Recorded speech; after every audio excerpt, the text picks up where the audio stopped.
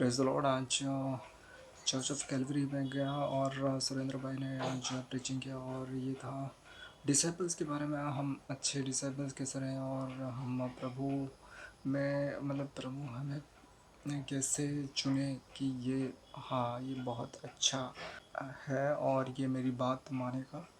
तो इससे कई सारे एग्जांपल्स दिए, जैसे ये 3 मेन चीज़ें बताए गए: ओबे, लव वन अनदर, और तीसरा है बी फ्रूटफुल।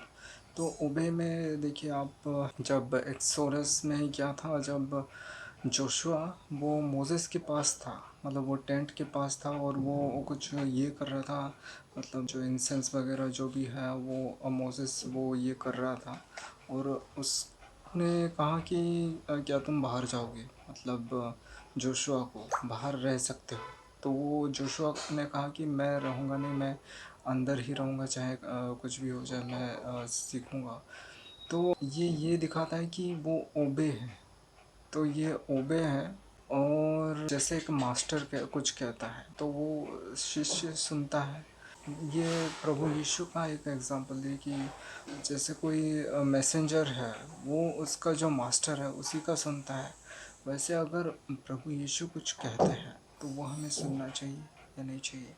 तो वो अगर हम ओबे करते हैं तो ये बहुत blessed be the one who obeys his master. And प्रभु यीशु का जो भी कमांडमेंट है वो ओबे करना चाहिए, ये सब है।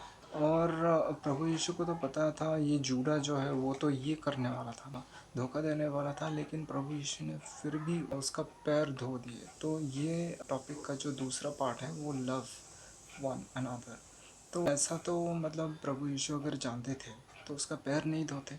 तो फिर भी ये act of love, how much do we love one another. So it is about loving your enemies also. तो हमें अपना दुश्मनों को भी प्रेम रखना चाहिए। और तीसरा है बी फ्रूटफुल। तो लॉर्ड चाहते हैं कि हम फ्रूटफुल बने और ये सब बताया गया। जॉन भी एक बहुत ही अच्छा, उसने एक एग्जांपल सेट किया कि प्रभु यीशु ने आपको पता है जब क्रूज पे चढ़े थे तब कोई और डिसाइपल नहीं था, सिर्फ जॉन था। और ये फॉलोअर्स के बारे में भी बताया, इंस्टाग्राम, ट्विटर, ये सब फॉलोअर्स होते हैं। ये सब फॉलो तभी करते हैं जब उनका मूड डिपेंड करता है।